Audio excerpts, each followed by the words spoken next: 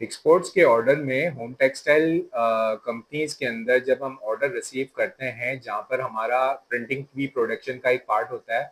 जब हम fabric manufacture करते हैं, होम टेक्सटाइल का मतलब हम बेडशीट मैन्युफैक्चर करते हैं। तो बेडशीट को मैन्युफैक्चर के एक तो आपका फैब्रिक मैन्युफैक्चर होता है और फिर उसके बाद उस पर प्रिंटिंग हो रही होती है। तो प्रिंटिंग जो मोस्ट कॉमनली यूज होती तो बहुत डिफरेंट टाइप की है, बट जो मोस्ट कॉमनली यूज होती है वो डिजिटल प्रिंटिंग होती है और स्क्रीन प्रिंटिंग होती है। स्क्रीन प्रिंटिंग जिसको रोटरी मशीन के ऊपर बनाया जाता है। तो जब आपके पास कोई ऑर्डर आता है, आपने आइडेंटिफाई और ये एवेल्युएट करना होता है जो मुझे ऑर्डर मिला है, बाहर ने मुझे जो डिजाइन भेजा है, ये डिजिटल पे बनेगा या रोटरी पे बनेगा, नंबर वन। नंबर टू, अगर आपके पास रोटरी मशीन का सेटअप लगा हुआ है, आपके पास डिजिटल का नहीं बना हुआ, तो जो आपके पास ऑर्डर रिसीव हुआ है, क्या ये पॉसिबल है कि हम रोटरी पे बना सकते हैं? पहला तो मेजर चीज कि रोटरी और डिजिटल में डिफरेंस क्या है, इन दोनों के डिजाइन के अंदर डिफरेंस क्या होता है। क्या फीचर्स हैं डिजिटल प्रिंटिंग के और क्या फीचर्स है रोटरी प्रिंटिंग की, दोनों की पहचान आपको होनी चाहिए। फिर लेट सपोज कि आपके पास डिजिटल प्रिंटिंग नहीं है, आपके पास रोटरी प्रिंटिंग है, बट आपको ऑर्डर रिसीव हो गया। मोस्ट कॉमनली जो आपको ऑर्डर रिसीव हुआ है, इस पे जो डिजाइन जो है वो कॉमनली जो बनता है वो डिजिटल पे बनता है, बट डिजिटल आपके पास है नहीं प्रिंटिंग मशीन, आपके पास तो रोटरी प्रिंटिंग मशीन है। तो अब आप किस तरह से अपनी स्ट्रेटेजाइज करेंगे प्रिंटिंग के प्रोडक्शन को कि आप उस ऑर्डर को, उस डिजाइन को आप रोटरी के ऊपर बना सको। तो ये ज्यादा डिपेंड करेगा कि आपकी कंपनी के अंदर जो रोटरी मशीन लगी हुई है उसमें रोलर का साइज क्या है। Most commonly let suppose example कर लेते हैं, हमारे पास एक ऑर्डर रिसीव हुआ है, बच्चों की बेडशीट है, 60 बाय 70 का ऑर्डर है। 60 विड्थ है और 70 उसकी लेंथ है, और उस पे जो कार्टून कैरेक्टर जो बना है, मोस्टली कार्टून कैरेक्टर बच्चों की बेडशीट पे बने होते हैं, वो बना हुआ है। वो 55 इंच का उसका टोटल मोटिव का साइज है, डिजाइन का साइज है।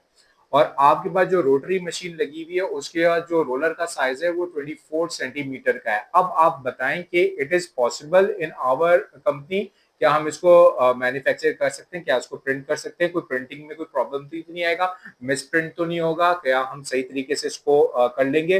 फिर उसके बाद ये सारी चीजें करते हुए आपको कॉस्ट का भी बहुत ज्यादा ध्यान रखना होता है, कॉस्ट ऑफ प्रोडक्शन कम से कम आए। तो प्रिंटिंग में कॉस्ट ऑफ प्रोडक्शन किस तरह से कम की जा सकती है? आपकी जो प्रिंटिंग के जो डायज जो यूज करे होते हैं ना, मेजोरिटी इसके अंदर रिएक्टिव और डिस्पर्स यूज हो रहा होता है, और डिस्पर्स पॉलिएस्टर के लिए यूज हो रहा होता है और आपका रिएक्टिव कॉटन के लिए यूज होता है। और अगर ये मिक्स है, ब्लेंडेड फैब्रिक है, पीसी है, तो आपका डिस्पर्स रिएक्टिव यूज होगा इसके अंदर। फिर उसके अंदर आपने कॉस्ट ऑफ प्रोडक्शन को आपने कम लेकर आना होता है। तो प्रिंटिंग के अंदर कॉस्ट ऑफ प्रोडक्शन डिपेंड करती है जो आपके जो डाइज जो होते हैं, जो आपकी स्क्रीन के अंदर से स्पिल्ड होकर फैब्रिक के ऊपर गिर रहा होता है ना, उस स्पिल्ड की डेंसिटी और एक तो उसकी थिकनेस कितनी है, कितना वो कंसेंट्रेटेड होना चाहिए, नंबर वन। और दूसरा ये कि कितनी क्वांटिटी में वो स्पिल्ड होता है, कितने एमएम में आप उसको स्पिल्ड करवाना चाहते हो। जितने एमएम कम होंगे उतनी कॉस्ट ऑफ प्रोडक्शन कम आएगी, और जितने एमएम आप ज्यादा स्पिल्ड करवाओगे तो उतनी आपकी कॉस्ट बढ़ जाएगी। यानी कम एमएम का मतलब हो जाएगा कम आप उस पर डाइस डाल रहे हो, स्पिल्ड करवा रहे हो, और ज्यादा एमएम का मतलब ज्यादा स्पिल्ड करा रहे हो। कम स्पिल्ड कराने का मतलब होता है कि डाइस की जो क्वालिटी और वो उसकी फास्टनेस है, हो सकता है पॉसिबिलिटी है कि हल्की रहे। और आप ज्यादा स्पिल्ड करा रहे हो तो पॉसिबिलिटी काफी हद तक चांसेस है कि आपकी प्रिंटिंग की जो कलर फास्टनेस है ज्यादा अच्छी रहे, क्योंकि ज्यादा गाढ़ा आपने कलर डाले। तो अगर सिंपल वे में बताऊं, तो आपने जो प्रिंटिंग करवाना है उसके कलर को आपने गाढ़ा प्रिंट करवाना है या लाइट प्रिंट करवाना है। ये वैसे ये वाली लैंग्वेज बहुत लेमैन लैंग्वेज है, ये यूजुअली इंटरव्यूज में, इंडस्ट्री में ये यूज नहीं होती, बहुत नेगेटिव इंपैक्ट पड़ सकता है, बट किसी को एक्सप्लेन करने के लिए आप कह सकते हो।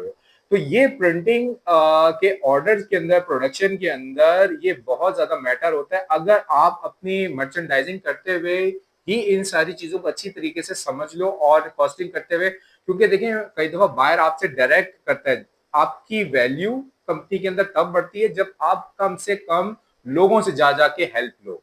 तो अगर आप अपनी नॉलेज में बहुत अच्छे हो, आपको सब चीजें बहुत पता है, और आपको अथॉरिटी आपको तब दी जाएगी बॉस की तरफ से जब आपने कुछ परफॉर्म